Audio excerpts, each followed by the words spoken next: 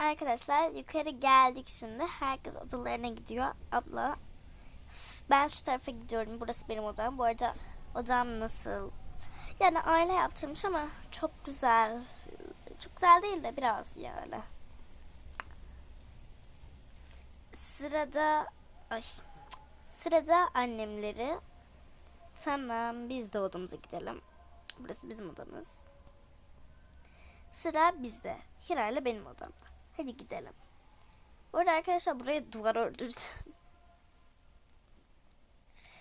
Arkadaşlar burayı size göstermedim. Yani hiç evi göstermedim ama burası bizim Hira'yla oyun odamız gibi diyelim. Büyüdük ama oyun oynuyoruz hala. Hatta bakın Hira bin şuna. Bakın bindi. Bakın yükseltebiliyoruz. Tamam, şimdi indirelim Hira seni. Çünkü kıyafet giyeceğiz. Hadi gidelim. Bu arada bizim de odamız böyle. Ben yaptım. Evet, yataklarımızı toplamadık. Şimdi kıyafetlerimizi Allah burayı açmayacaktım. Kıyafet. Şu an hava biraz soğuk olduğu için ben bunu giyeceğim. Bence güzel. Aslında çok kalın da giymek istemiyorum. Bu nasıl? Ya da ben bunu giyeceğim ya. Ay, kapamadım çekmeceyi. Şimdi ben giyeyim. Ben de bunu giyeceğim. Yani.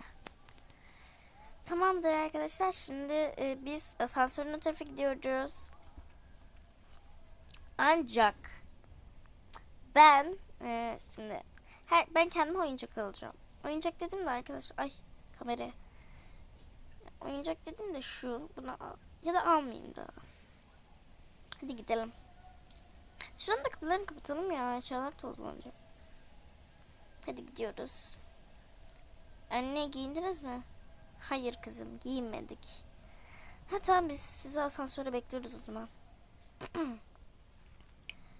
Hadi biz de giyinelim. Tamam. Bana kıyafet alayım ben kendime. Ben şunu giyeyim. Tamam, giyindim. Benim ben üst sipariş ettim. Benim kışlık üstüm yok ya. Bak, 2 tane var, onlar da açık. O yüzden ben hemen sipariş edeyim. Sen sipariş eder misin? Telefonun yanında. Tamam ediyorum. Şunu sipariş ettiklerim geldi. Şunu giyeyim şöyle. Bence çok güzel. Hepsininkiler mi duracak orada? Dursun şunlar şurada. Hı. 2 tanesinin duracak. Ay! Ne? Niye giydin? Hiç komik değildi. Tamam. Arkadaşlar az önce bir kaza yaşadık. Şurayı da kapa. Şunu kapa.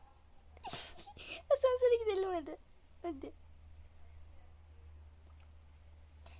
Şunu şöyle alayım. Ay, gene açıldı. Şimdi ben giyeceğim. Giymeyeceğim ya da böyle giyeyim.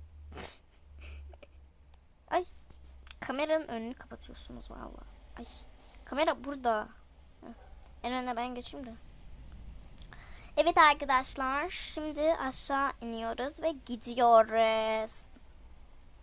Ve kapılar kapandı. Ve bay bay. Wow, wow, wow. Arkadaşlar şimdi gideceğiz. Herkes buraya gelebilir mi? Geliyoruz. Şunu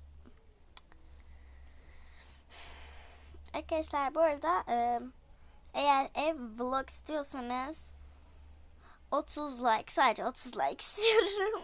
Çünkü kitlem küçük.